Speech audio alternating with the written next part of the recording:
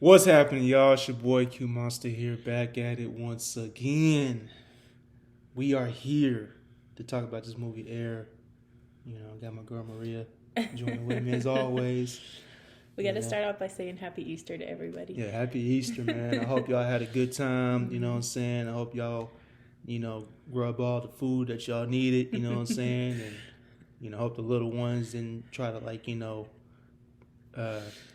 get all the get candy. Get all the candy and the eggs, or smash the eggs on the head and all that stuff.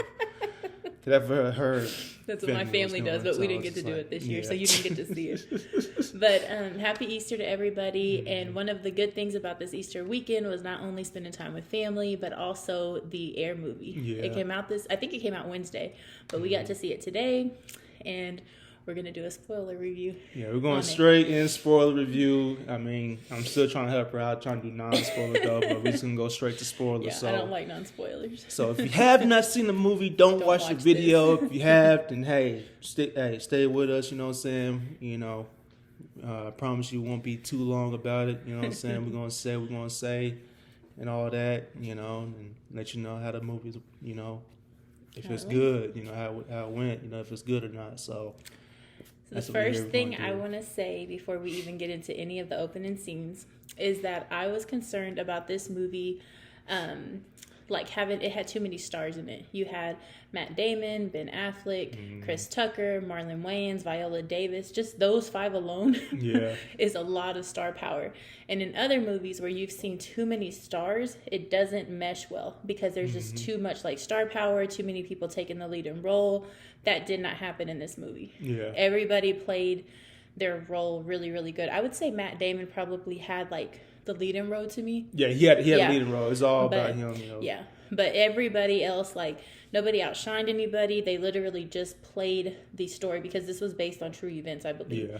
So everybody just played their role very, very well. Yeah. And so that was one of the good things that I think made this movie good. Yeah. That nobody... Like I said, they had a lot of good actors. Yeah, they had a lot of good actors in this movie, and they all played their part very well. Mm-hmm. I really did enjoy it. It did not really bore me at all either, too, though. I mean, I was really enjoying all the excitement around this movie because before I even watched it, I was hearing good reviews about it, and I was just like, oh, okay, so I need to go ahead and check this mug out, see how good it is. And then it's coming back from it, it's good. It's kind of weird that it didn't bore you because it's not the most exciting movie. It's just there's not super exciting scenes or anything like that. I heard a review that said this was the Jerry Maguire of our generation. I don't agree with that because Jerry Maguire had much more drama, but this movie is still really, really good. Yeah. But I don't know why it didn't bore us whenever it's not.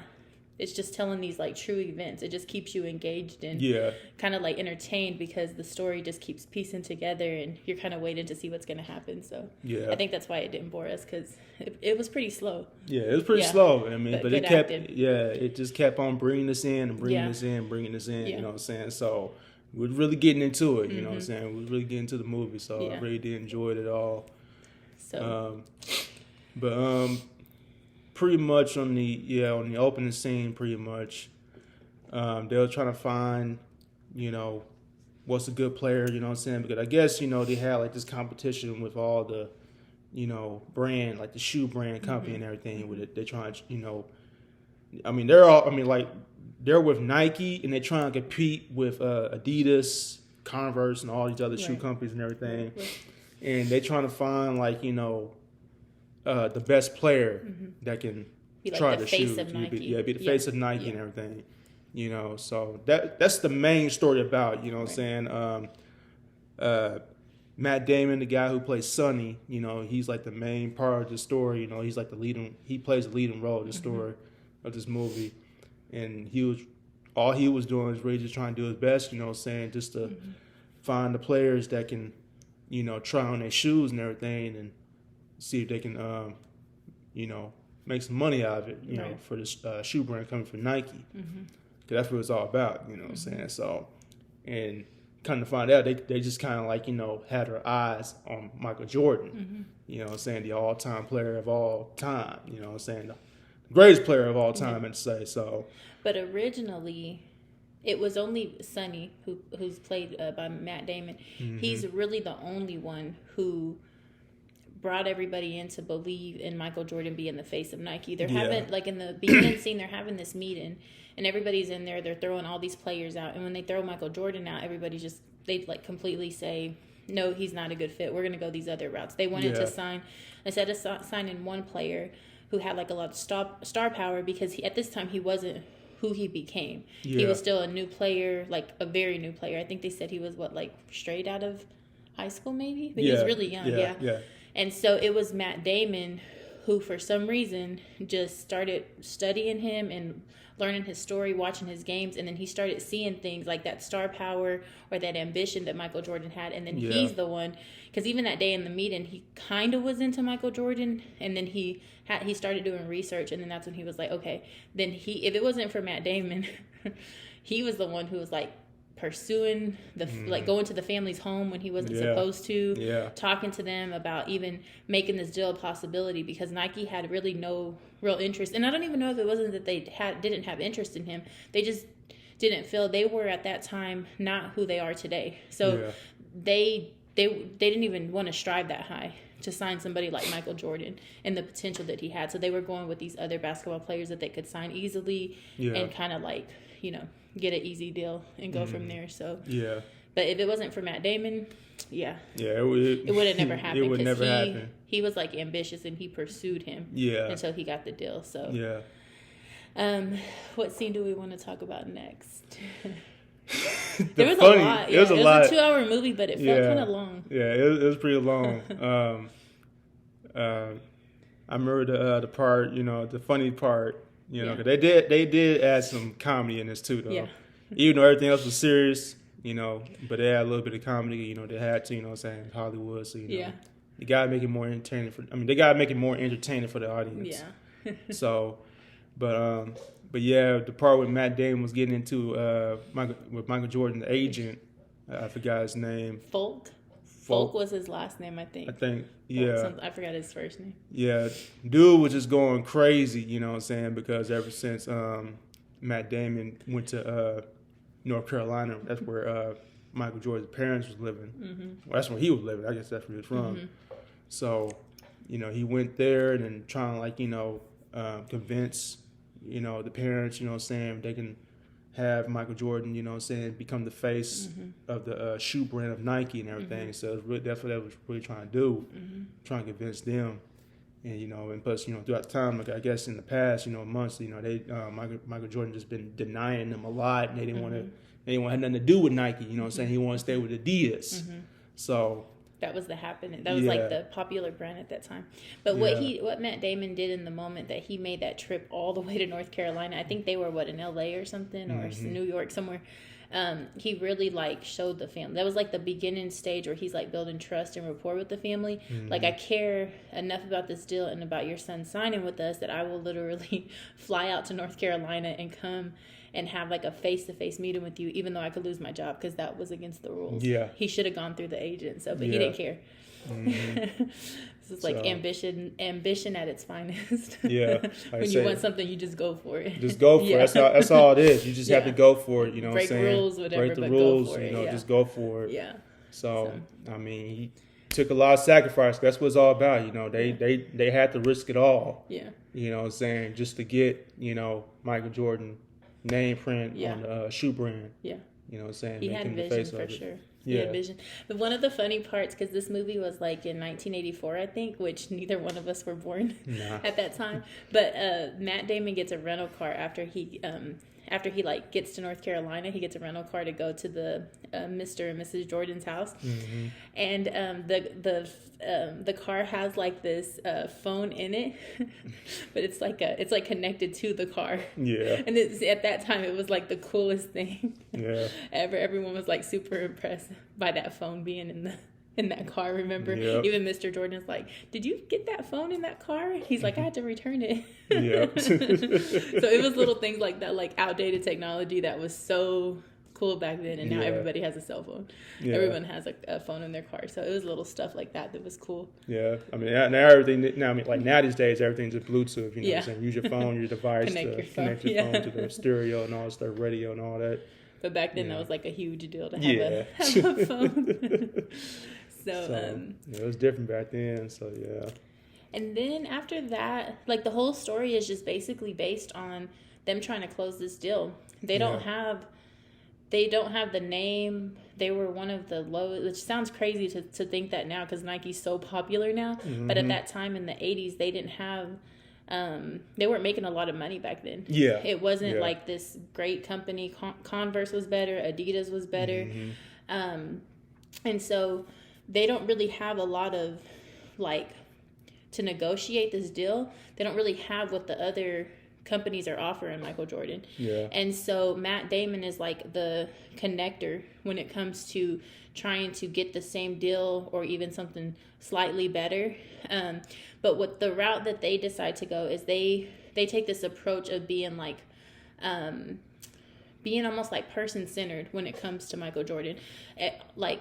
The family takes, and I might be jumping ahead, babe, but the family takes like these meetings with Adidas and Converse. And when Matt Damon goes to Miss Jordan's home in North Carolina, he tells Miss Jordan exactly what Converse and Adidas are going to say, what they're going to wear, how they're going to act, what they're going to present. And so she really used that to her advantage. So when she went out, she asked all the questions that Matt Damon Sonny had basically told her to ask. Mm-hmm. And so she was like really advocating for her son, but she knew, she knew probably after he left the house that they were going to go with Nike, to be honest. Yeah. I feel like she knew because she's just like, this guy comes out to my home in North Carolina. Like, you don't do that. But from there, like, Nike was just a lot more intelligent when it came to how they pursued them and how they made it like, they also had this thing where like in the other meetings, nobody looked like them. Like nobody looked like them. There was no like, nothing that connected them culturally with the other people in the other meetings. But they Nike made it a point to bring Chris Tucker in, and I forgot what his name was in the movie.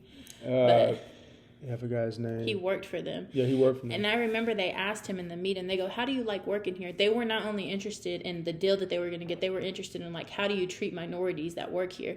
So they built this rapport, and he was like, oh yeah, I like working here and all this stuff. And then, so that was kind of like a thing where they were like, we need to make them feel comfortable. We need to let them know like what we're about, all these things. And I think that's what made it. And then also at Converse and at Adidas, they were only going to just push a shoe that's already been created. And he was just going to wear their brand. At Nike, they were like, no, we're making a shoe for your son. So they like literally designed a shoe. On top of them designing the shoe, I guess there were like these NBA rules where you could only have so much percentage of white in the shoe, and if you had too much color in a shoe, the NBA would fine you. So because they wanted to make this shoe like very customized to Michael Jordan, like they told the family like, we're going to pay all the fines that the NBA will fine him just so that he could wear this shoe on the court, which was crazy because those fines were expensive. Oh yeah. And so that's when they like presented the Air Jordan shoe with his little logo on it. And the family didn't accept the deal right away, but they definitely thought about it. Yeah, and Matt Damon gave that speech. Yeah. So, yeah. He gave it, like I said, he gave a powerful speech. And what he said again, he said, it was deep. Yeah, it was deep. He said, this is just a shoe until your son puts it on. Yeah, till your son puts it on. Yeah. And Viola Davis used his speech against him later on when she negotiated.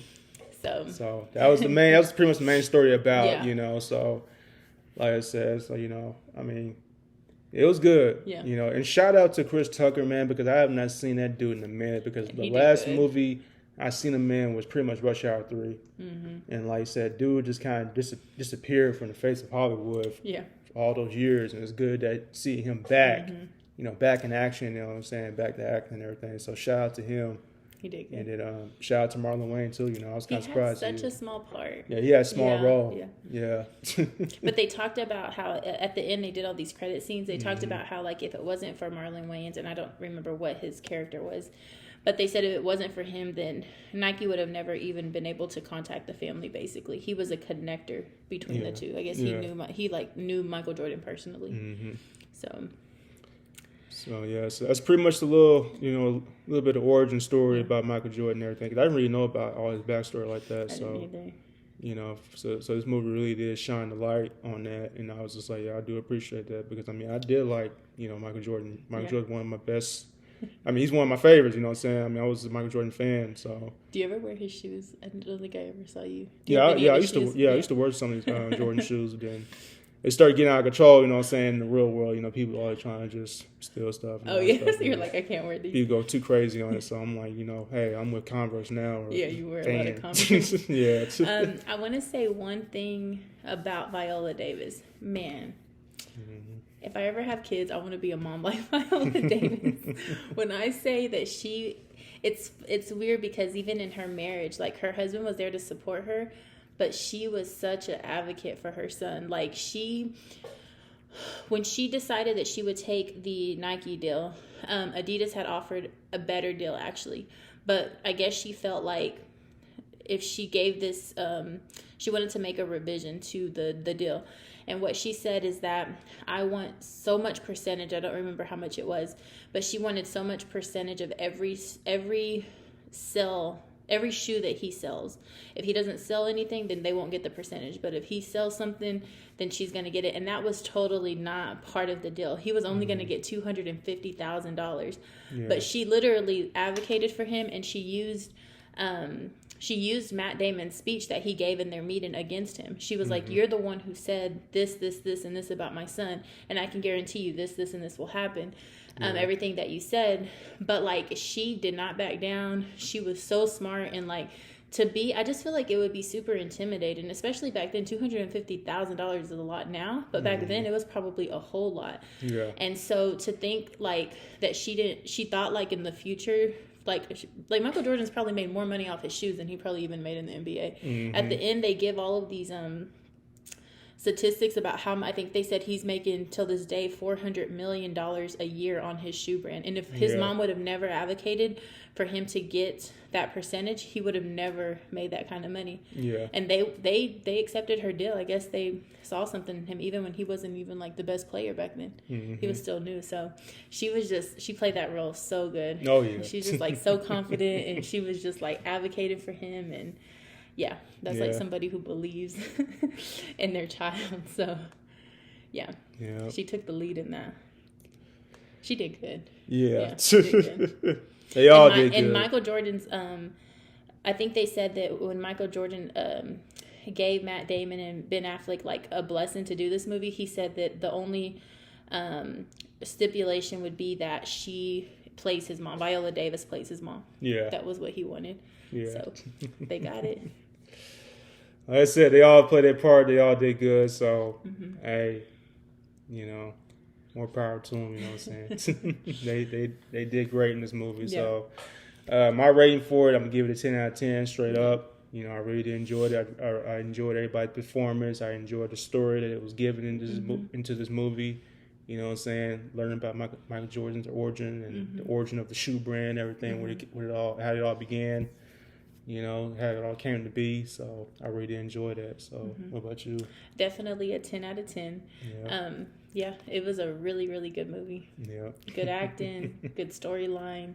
It keeps you wondering what's going to happen next. Yeah. Really, really good. Yeah. The one thing we didn't mention is how Michael Jordan appears in the film. An actor who plays him, but he never really shows his face. Yeah, he didn't show his face. He's like very shy. He doesn't want to be there, and they like barely talk to him. So that was good because it would be hard to find someone to play him. Yeah. And this story, it's weird because it's like based on him, but it's really a story about how this deal came to be. Yeah. And it's not really like they'll just show little clips of him playing basketball here and there, but yeah. But it was a good movie. I think everybody should go see it. Yeah. Hey, feel free to go see it. It's worth watching. Yeah. You know what I'm saying? It's worth your money. Go ahead. Hey, feel free to check it out if you're a Michael Jordan fan. Hey, I'll say go ahead and do it. Go ahead and watch it. And even if you're not a Michael Jordan fan, because I wouldn't say that I was like the biggest Michael Jordan fan. I knew he was like the best player, but it's a good story to know about and to know how like players used to get really cheated out of that. I didn't know he had such a big his family had such a big role in changing how players get paid for merchandise and stuff. So it was good. Yeah, it's a lot. A lot of challenges you have to go through in this life. So I see it now. Yeah, we didn't see it then. It looked easy. Mm-hmm. He made it look easy. Anyways, post your comments down below. We want to know what you guys think, man. Let me know if we missed anything or we didn't. You know, let me know if you saw it. Let me know how you liked it. I mean, did you like it? If you did not like it, did you accept it? How it is? How it all played out? Did you accept the performance of all the actors that they did a good job here and there? Let me know down in the comment section below all about that. I really want to know what y'all thoughts about it. And let us know if you think this is the Jerry Maguire of our generation. Yeah. Because I did not agree with that. With that review that I saw. I think it was like from the New York Times. No. Yep. It's completely different than Jerry Maguire. Mm-hmm. So let us know what's up. And if you enjoy our spoiler review of movie Air, make sure you hit that like button. Smash that like button. As a Michael Jordan fan. And always subscribe it and share it. And I'm going to catch you guys later. Bye, everybody. Deuces. Happy Easter again. Happy Easter.